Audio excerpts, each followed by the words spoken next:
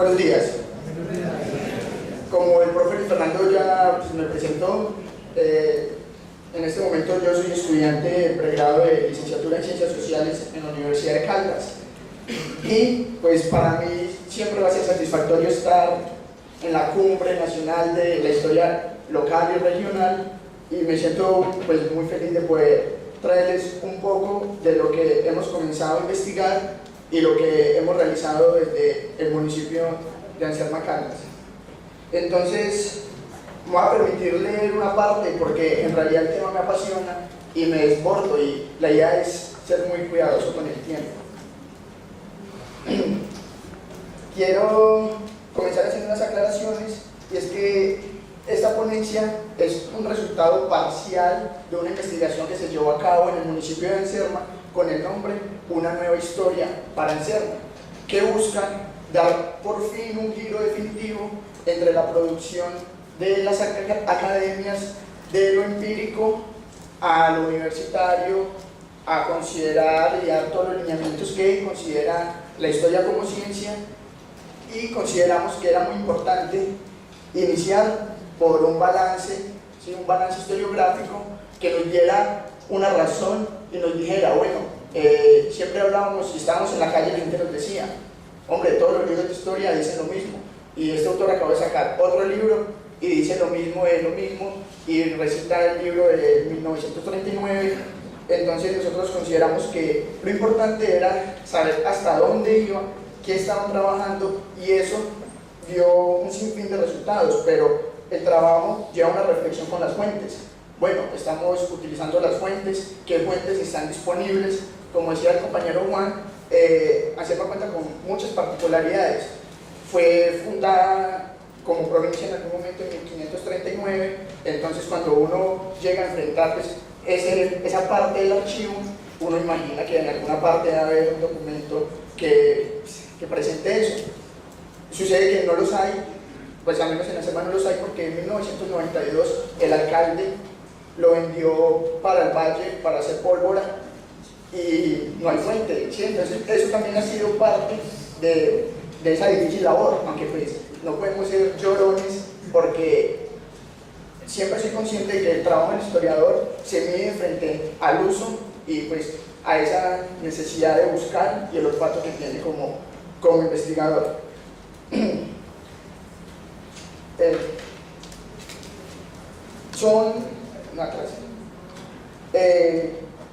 Son dos partes mi presentación. Un ladrón de gallinas, porque es un estudio de caso que algún día presenté frente a mis compañeros del Centro de Historia, que demuestran que es posible construir otras realidades, otras visiones a partir de lo que hay. Tenemos un archivo judicial, pero que en últimas resulta ser muy completo porque permite hacer unas reconstrucciones como la que voy a hacer, y la manera de escribir basado en Anserma es el análisis de un libro específico, porque cuando nos enfrentamos encontramos todo el balance, cuando hicimos toda la revisión bibliográfica, ¿sí? Que pues un balance es mucho más que esa revisión, pero cuando hacemos la revisión encontramos unas características.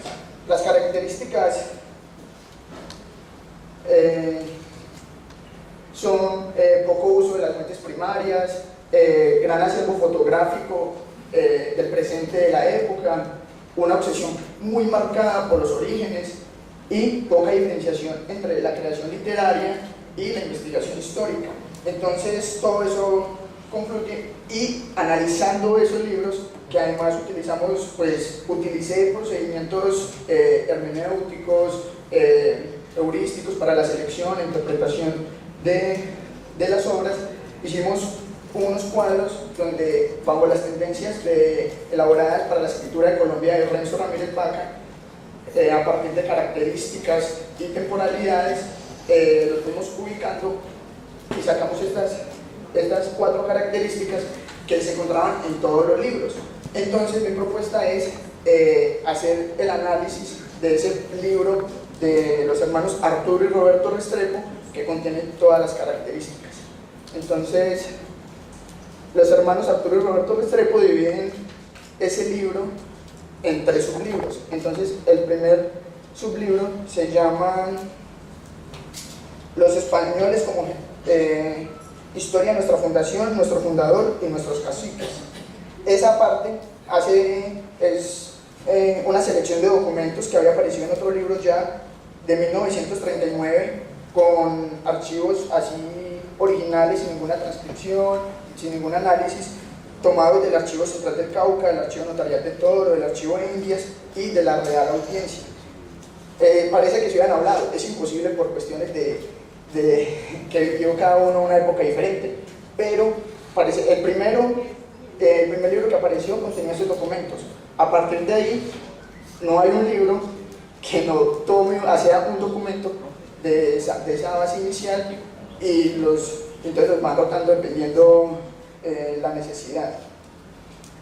El libro segundo nos preocupa mucho y pues nos despertó mucha curiosidad porque hacen unas crónicas del día a día. Como decía primero, el archivo se desapareció, entonces no tenemos muchas fuentes, al menos pues en lo escrito, para abordar temas.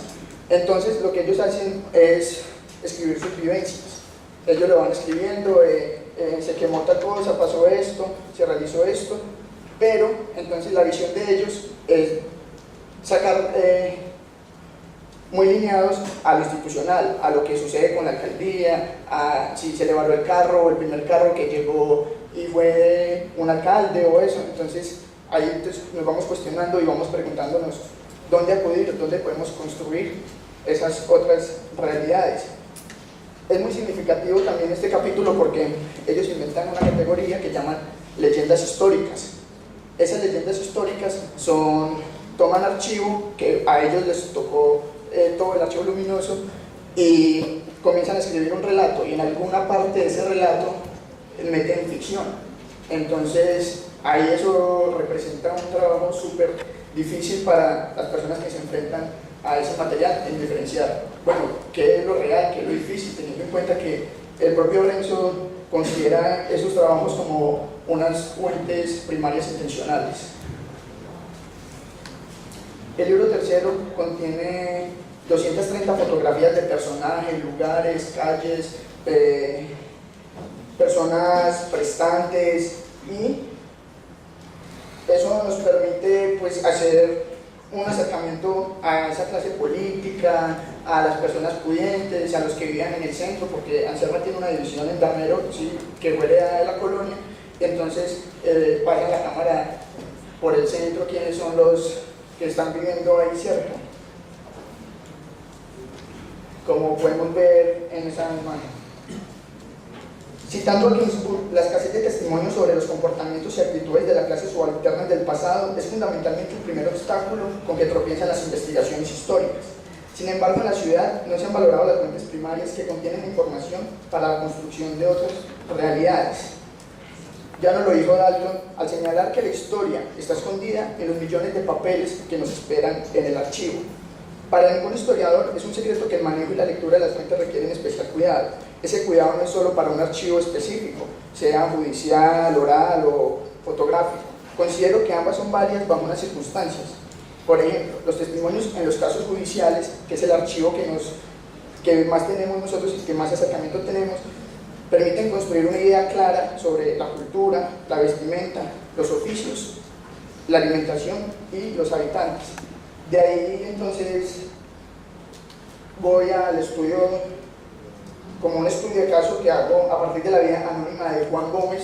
Juan Gómez no sabemos quién fue, pero el señor saca un expediente para justificar que no se robó 7 gallinas, pero no se entiende si el tipo lo que quería era, digamos, burlar la justicia, pero su testimonio son una cantidad, tenemos casi un libro, son 50 páginas, y el tipo se encarga más de describir las zonas de tolerancia donde mantenía, el mercado popular, las vías de comercio, y para defenderse lo que utiliza son 3, 4 renglones. Entonces hemos encontrado muchos de esos que pues, a continuación me permito hacer la lectura de la vida anónima de Juan Gómez.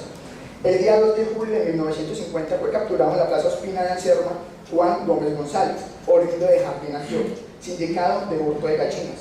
Según la señora Zuleta, era de aspecto más bien bajito, como medio zarco, blanco y mueco.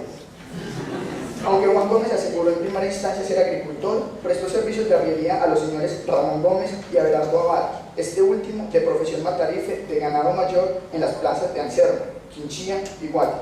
Sin embargo, Luz Helena Rendón afirmó que su profesión era comerciante, en cuanto que el señor Juan Gómez manejaba dinero mío. Una vez fuimos a Guática y compramos el valor de 300 pesos en cebolla, gallinas y otras cosas, y las llevamos a Pereira. Algo similar declaró Gabriel Bedoya, quien señaló que habían trabajado juntos comprando legumbres y gallinas en los municipios cercanos, para ser llevadas a Pereira.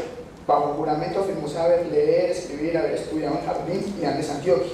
Igualmente testificó ser casado y haber sido condenado por hurto de gallinas en la inspectoría de policía de Anserma, o sea, era un tipo experto ya robando gallinas. A la hora de captura, realizada por Ernesto Gutiérrez, fue hallado en estado de embriaguez. Mientras era conducido a la cárcel, le ofreció la suma de 6 pesos al señor Ernesto para que lo dejara ir. Se le registró en sus pertenencias la suma de 8 pesos y una pita que, según Gutiérrez, era especial para coger gallinas. Su denunciante, Pastor Restrepo, agricultor de profesión, reconoció sus gallinas cuando se disponía a hacer mercado el día sábado en la Plaza de la Espina.